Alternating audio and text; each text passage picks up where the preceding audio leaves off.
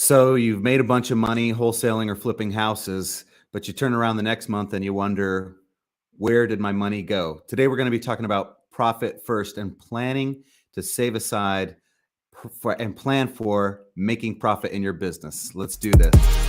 It's the Tiny and Nate Show. I'm Tiny. And I'm Nate, here to help you create time and money freedom through real estate investing so that you can live a life full of impact and joy. Welcome back, Tiny. Hello. It's good to be here. Good to be here from sunny San Diego. Sorry, I had to get out of the cold for a hot second. I love it. I can hear the bird. I can hear the birds. I can smell that. What do you smell there? Dude, orange blossoms. My sinuses are kicking my butt because like things are blooming like crazy. So like, oh, what is this? Spring? Oh crap! But no, I'm excited. So I flew down to San Diego, got my family with me, and I went to a mastermind called the War Room, and I was a guest, and it was incredible. Like I felt that big in a room full of giants, and it was epic. Like, you know, I Googled some of the people I was with, and it's like, oh, there they are with Grant Cardone. Oh, there they are with the best-selling book. Oh, there they are with their company going public for $1 billion. Neat. But just super down-to-earth people who for like 2 days just delivered incredible content for us as a business. It wasn't real estate specific, but I was reminded of something, and I was like, hey, we need to talk about that on the podcast. And it's so applicable to our business. It's about finance, so not everybody's going to be like, oh, yay, they're talking about money and finances today. But if you like profit and making money and keeping it, stick around, because at the end of this, hopefully you're going to have a better idea of how to not only make profit, but keep it. And that's what they hammered home to as part of this. And it's something that we know of and have been putting in place for a while. So it was encouraging. It's like, okay, cool. We're on the right track. Yeah, it was a couple of years ago that I saw Mike M's book of the same title, Profit First. And the first time I saw it, I thought it was kind of douchey or kind of, you know, Scrooge McDucky, profit first. But once you read it and you kind of realize what the idea here is basically telling your money where to go. It's kind of the idea that in my mind, time expands to fill the work expands to fill the time you give it. Same thing that money does, right? You know, if you put a bunch of money in your checking account, it's real easy to buy, you know, $1,000 worth of pizza. It's so easy to buy $1,000 worth of pizza. How much do we have? Like, no, that's not the question. Okay, so I personally believe the last mastermind we both attended together, I remember sitting there going, we did really well in this, our first year of wholesaling and flipping and investing in real estate, but why are we still broke? You know what I mean? It's like you look around and you go, I thought we did awesome. Like, how did this happen? Where did that money go? And the reality is we weren't perfectly following the profit first model. So what is the profit first model? Yeah, so it's basically a series of it's a different paradigm. So in standard accounting, you take your basically your revenue minus your expenses, and that equals your profit, right? So that's like, if anybody's ever taken a business course or accounting or anything, that's always how it is. That's how you get your profit. So you do the work, you pay for all your stuff, and then you make money. Yay! That is not planning to profit. It's whatever happens, and then you get what's left over. That's not the idea here. Profit first is a paradigm of, you go, what is our profit minus, or what is our revenue minus our profit? And that's the money that we have to pay expenses. So we better have our expenses dialed in so we know and can predict what those expenses are going to be. Because if we don't have enough money to pay for our expenses, we got to go sell some more stuff to pay for our expenses. And so it's this, in practical speaking, it's a series of bank accounts. They're like, how do I go do profit first? First, go read the book. Mike Michalowicz, genius. It's been around for a long time, pretty tried and true. I'll explain it more and I'll unpack it. But basically, it's going to be where in your bank account you're going to have 5 bank accounts, and different people call them different things, and it has to work for your business. What works for us might be terrible for you, but in real estate, you know, we have kind of project-based hits to our bank account. When we sell a piece of real estate, or buy a piece of real estate, a bunch goes in or a bunch goes out in theory. And so it's, we're not selling t-shirts. So it's not like we have a ton of transactions at a low rate. We have few transactions at larger rates. So you're going to have an income account where that's where all the money comes in. And then from there, it's kind of like the traffic cop that says, okay, it's like the mail room. Okay, now money goes over to taxes because that's generally where we put them first because you got to pay those or go to jail. So we pay that. And then we do. So we have different accounts. So we have operating an account. So that's where all the expenses are paid from. We have the tax account.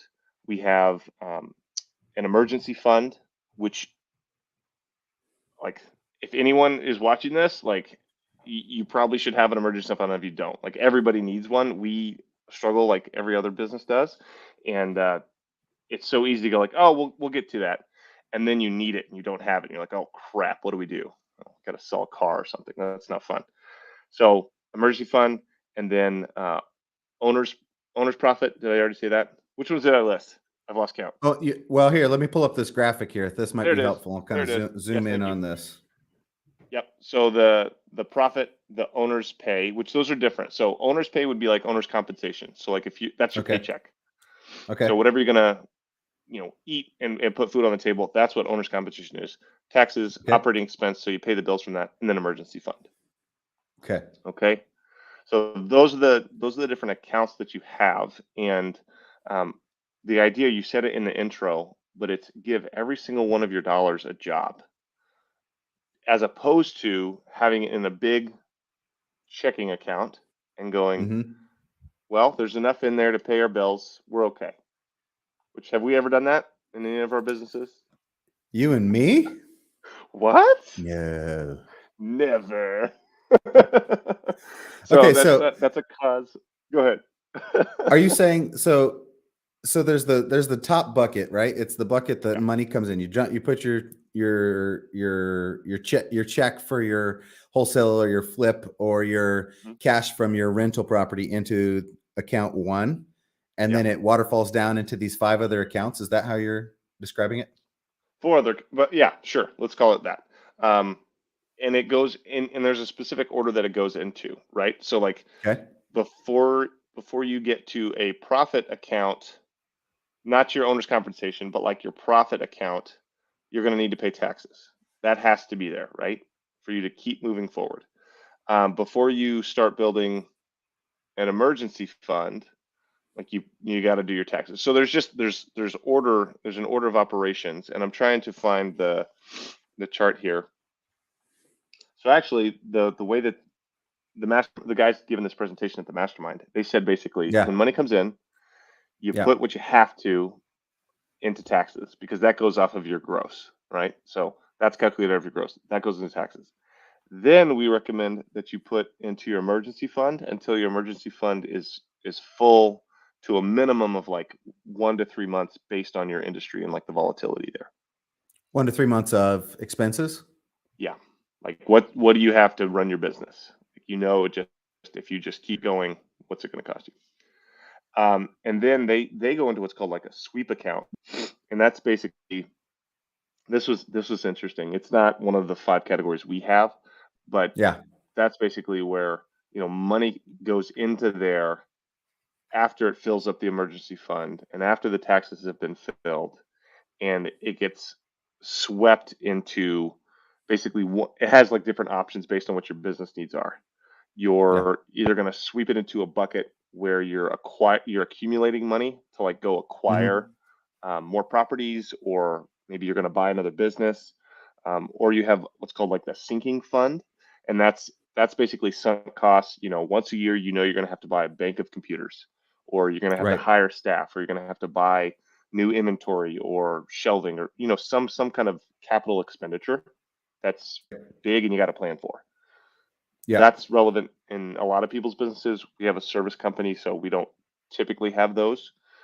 We have new computers and stuff, and then they have a cash paid out. So that would be like profit. So that's, while it does put profit kind of at the end, it's planned for. And that's the big mind shift that I think people need to get from this is, okay, I'm only going to have whatever's left over if I don't plan to have a profit. So can I share with you one of the ways they said to kind of do this? I thought it was interesting. Yeah. Yeah. So they gave this 5-step process, and the title was setting your expense ratios, which is like the most boring title ever. It's just like, Welcome oh, to the great. mastermind. Now let's Yeah, set your expense ratios. pretty much. But they made fun of themselves because they knew it was so boring. But they're like, basically, if you want to find another 10 to 20% of cash in your business, pay attention. Yeah. I'm just like, oh, Okay. okay. Um, so basically, it was define your profit margin. What's your profit margin in your business? Now, if someone's a new flipper and they're like, I don't know what my profit margin is, well, you can Google such things. It's amazing. So profit margin for real estate investor in Western Washington, or you can do it per region, which is kind of fun. Okay. TDS Murr, what's up, man? Or woman? I'm not really sure. Join us there. So the second one was brainstorm your expense categories. So okay, now that I have my profit margin in mind, say I want to make, my profit margin is, say I have a service business, and I'm Yeah. going to aim for 20% or maybe 25 or 30. Great. Now, what are my expense categories? Okay, for real estate, marketing. It's a huge one, massive one. People Yeah. like just Right. competing for eyeballs. Um, I'm going to have systems and computers and uh, business meetings and swag and meetups and all this kind of stuff. So that's going to be your expense categories. You're going to brainstorm what those are, and then you're going to do the next 2 steps. You're going to set your ratios, and this is what I love. So what's coming up next is kind of like, duh, we should be doing that. So you're gonna set your target ratios, and then you're going to compare actuals. And what they said here was like, this is why I want a podcast. It's so Okay. simple, and it's actually this. It was one of the nuggets I took away. And it's like going Okay. back to the basics. I played Yeah. basketball for like 20 years, and fundamentals were always relevant. It's because if you do them wrong, you lose. They're not like you can kind of fudge on it. It's like, no, if you screw that up, you die. So in business, there are fundamentals that have to be that way. And this is one that we've not been doing, that is just a lifeline to getting the most out of our business and producing well. And that is setting targets and comparing to actuals every Right. 90 days. It sounds so Okay. basic, but set a target, compare it to actual, and repeat. So you're saying set the target for the next 30 days. We want to set aside 10% of our revenue that comes in into the profit fund. But then Yep. 30 days from now, we're going to check and see, did we actually set 10% of our revenue into our profit fund? Am I getting you? Yes, and a better expense or a better example of that would be like the OpEx expense. So Okay. if we say, hey, we're going to plan for all these numbers to work with a 25% operating expense, and I'm making up numbers, but say that equates to $20,000. So if Okay. 25% of operating revenue is 20 grand, okay, great. And then it turns out in 90 days, hey, the average was actually 35 grand. We're going to go, oh, geez. Okay, so all of our stuff is jacked up. That didn't work. We way under budgeted what our actual expenses were, and so we need to make adjustments. So Got it. that's a pretty general example. Got it. But in your business, if you don't have your finger on the pulse of like what your stuff actually costs, what it costs to actually run your Yep. business, Yep. how are you supposed to know any of this stuff? So Okay, so what I like yeah, about what that's you a just said, if I big can thing. jump in there. So Yeah. let's say you're a real estate investor in Kentucky, and you are sitting there and you're going, "Hey, last 3 months I've signed up for $199 a month and $97 a month Yeah. software and skip tracing and dialer and uh, Yep. CRM." And you turn around and you look, and the next month you start this profit first process, and you're like, I'm going to set aside 10%. And then you look at your OPEX for a profit, and then you look at your Mm-hmm. OPEX, and your goal is 25%, but actually because of all these $99 a month things, you're at 30%.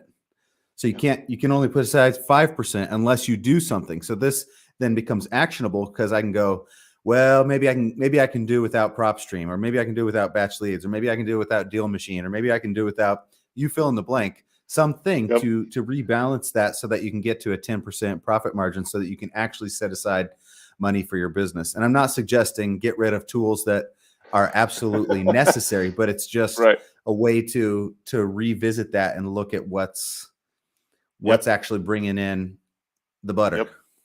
So that is one side of that coin. That's one way you can approach Okay. that. What can we cut? Yep. The other Yeah, yeah. side, and the more Yeah. advocated for side in the book, is Yeah. you need to use that as fire for your sales team and go, we got to That's hit our right. numbers. We need to sell more. Absolutely. So, hey, you want your paycheck this month? Let's go. Like, I want a paycheck too, and really get after it and go, well, we know what we're going to make. Like, this is what we're worth. So we're paying ourselves that, but now we're going to get behind on bills. Like, we've got to do this. This is a must. And so I think it drives Some a lot of fire. CPAs crazy, but I think it's very motivating for businesses and business owners. We haven't had to get like employees on board with this because it's basically us in these types of roles. But I know it's been motivating for us, especially in the past. So yeah, it's a completely different way of thinking about it. And with the implementation of just two simple things, the profit first model over here, Mm-hmm. gets you over here, and then the 90-day reflection and repeat. Okay. And here's a tip. What they were saying is like, okay, so this first time you're going to do this is going to suck. It's going to take a lot of work, and you're going to figure out where all your numbers are coming from. You're going to be so excited that you're going to hit your projected targets, but your actuals are not even going to be close. And you're like, oh man, that was awful. And then you're going to do all this work to get to it. And the next 90 days, you're going to have high expectations, and then you're going to miss it again. Like, but they're like, keep doing it. You will find more and more opportunities to shore up the gaps you have in your business, regardless of industry, and see where you're just losing money, see where your inefficiencies are. So, I can think of someone. This isn't just for big businesses. This isn't just for people who have $100 million in revenue every year. I would say the smaller you are, the more critical this is. Because if you say you don't have an ad spend budget, say you're first timer, and you're taking your lunch money, and you've stopped going to Starbucks, and you've taken that $5 a day, and you're skip tracing people for $5 a day. At 12 cents per, you can skip trace a lot of people. How much more critical is it? Say your budget is $1,000 a month. How much more critical is it to know where every penny is going than just like, well, I have $1,000. I hope I can make something. So I would say no matter your size and no matter kind of where you're at in this fundamental basic rules of the road is just applicable to everybody. So we will definitely be continuing to apply this. What do you think it is? Two questions. Some CPAs would look at this and say that's a gimmick to have all these accounts and move stuff around. You should just have your CPA do that in QuickBooks. Why do you need all these accounts? So but my personal belief is that there's a powerful human psychology here, especially for entrepreneurs. So actually, I'll just ask one question. What do you think is the powerful psychological hack for human behavior, especially for entrepreneur behavior inside of Profit First? So I'll give you a quote that answers that. So okay. You didn't know I was going to do this, but that was like a perfect. No, I didn't. So sweet. An optimistic entrepreneur's ability to spend will always outpace their ability to earn, which is why profit must be determined ahead of time. Right? You get a little hot. You feel a little. Yeah. Is that convicting at all? It was for me. Oh yeah. Oh yeah. So when you realize that that's true, we're optimistic by nature. That's why we're crazy enough to go start businesses. Like when everyone else is like, that's crazy. Why would you do that? It means that we have this natural flaw where our ability to spend money is always going to go faster than our ability to save it or make it. And so just seeing your money in different accounts and not going, well, there's money there. Like we've got it. We can afford this new tool, or we can afford this person, whatever. Or yeah, we can put EMD at 10 grand. It's like, well, maybe we need to set that a little lower because of XYZ. That is going to protect your predictable profit, your consistent increase in having your paycheck, in setting aside money in the accounts it needs to go to, and give you a much more realistic picture at where you need to be sales wise, right? It's going to keep that entrepreneur focused on growing the business because they don't have an unrealistic picture or expectation of where they're at financially. Yeah. When you see that $100,000 paycheck come in, and then you realize, oh, it's actually only a $18,000 paycheck because we've got all this other stuff.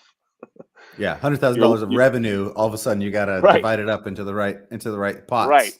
And then you to take do your the portion thing. of it, whatever it is, and you're like, oh, well, crap, I got to go sell something else. So it's just it's a much more tactical and deployable budget than just like, well, we've got a bucket of money and I hope it's enough. We'll be fine. We always have been. It's like, well, are you where you want to be? Maybe there's a reason. That's convicting for me. It's like, well, I want to be at a certain level. We want our business to be at a certain level. And when we're not doing one of these fundamental basics, which we've begun the process months ago. But before then, we've got to be doing this. I think everybody should. Yeah. Well, and I think it's important to note that it took you a while just to set up these accounts, right? Just to find a bank that would set up the profit account, the owner's pay account, Yeah. the taxes account, the OPEX account, the emergency fund account. You have any advice about that, having gone through that now? It sucks. It's taken me weeks and weeks and weeks, and part of the challenge was finding a bank that's in both your location and my location, that Oh, we could right. go into. That's been Yeah. really good though.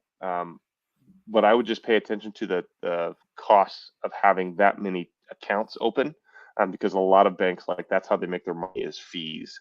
And so, like, well, Right. you can have this account for free if you have $5,000 in it, but if you have 5 accounts, it's like a lot of money just kind of sitting there. So Mm-hmm. ask those questions first before you get too far down the road of like documents and meetings and all stuff. It's like, how much does this cost if I want to do the profit first model? And if they've never heard of that, maybe go to a different bank. Because the bank that we're going to, like, my personal banker sat down and she's like, oh yeah, that's what we do. She was super familiar with it. So that was Sweet. good. Yeah, That's man, awesome. it was good. So I It was think good. the other psychological motivation that you didn't approach yet, but that I'm excited for is, when you're doing a passive income game like wholesaling or flipping, where you only get paid when you do the thing, Mhm. which is different than our rental model, right? So I'm going to kind of ignore rentals for right now and just talk about wholesaling and flipping. And the idea in my mind is it's a constant grind to find the next deal, find the next property to flip, and yeah, maybe it feels good to write that 35% owner's pay paycheck one month, but I think the idea that I'm excited about with Profit First is being able to set that 10% aside, and then on quarterly or every, whatever it is, what's in your mind? Is it a quarterly disbursement of that profit to the owners? Is that how that Yeah. usually plays Yeah. out? Well, I mean, for us, I would set it at quarterly just because, it takes so long for properties to close and like escrows stretched Yeah. out that, Yeah. I think that would be inaccurate, do that 4 times a year. Yeah. Yeah. Sweet.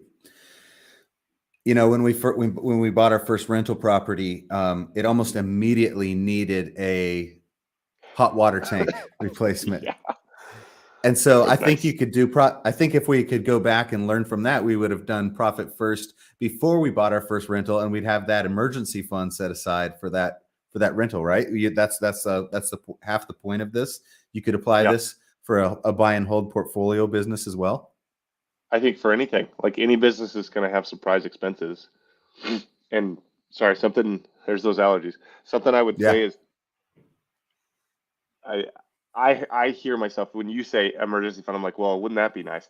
I'm sure people can easily make excuses of like, man, I don't have an emergency fund. I can't start. We didn't have an emergency fund when we started. Like, don't let that be a reason you don't begin. Right. But it should be something you work towards as you can, Right. right? Right. As you're able, build that up. If you make $100, put 5 of it away. You know, don't let those little micro excuses build up and stop you from getting started.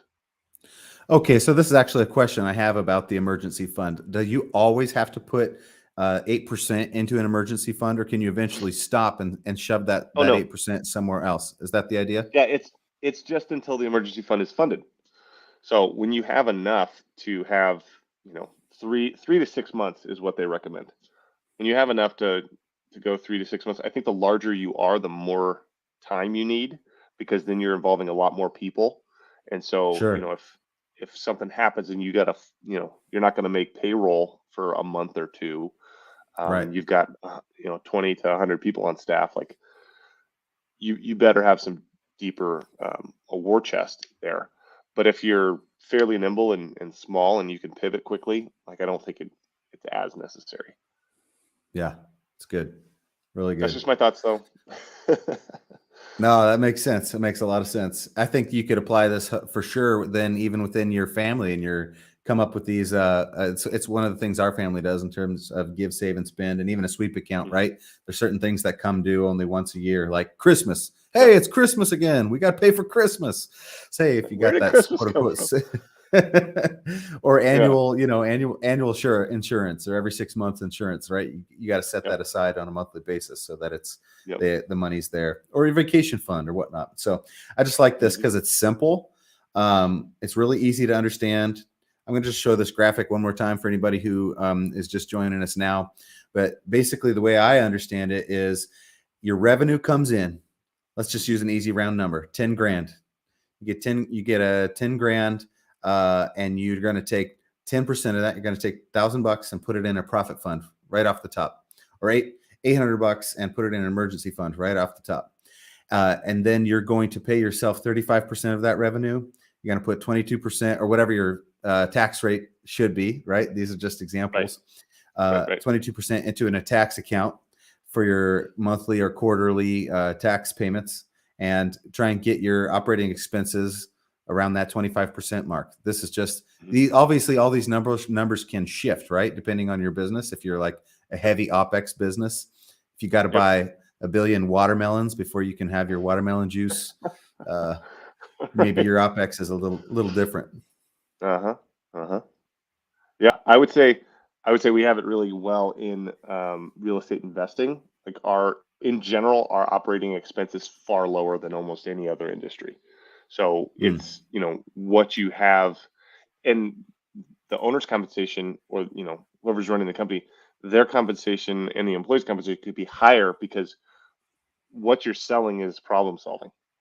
It's not a product, it's a service of being able to identify problems, identify solutions, marry them up, and get people where they need to be. And that's the value. And so having a business like that means you're going to have to spend a lot less on stuff and a lot more on people, and right. training and education to be able to do that stuff.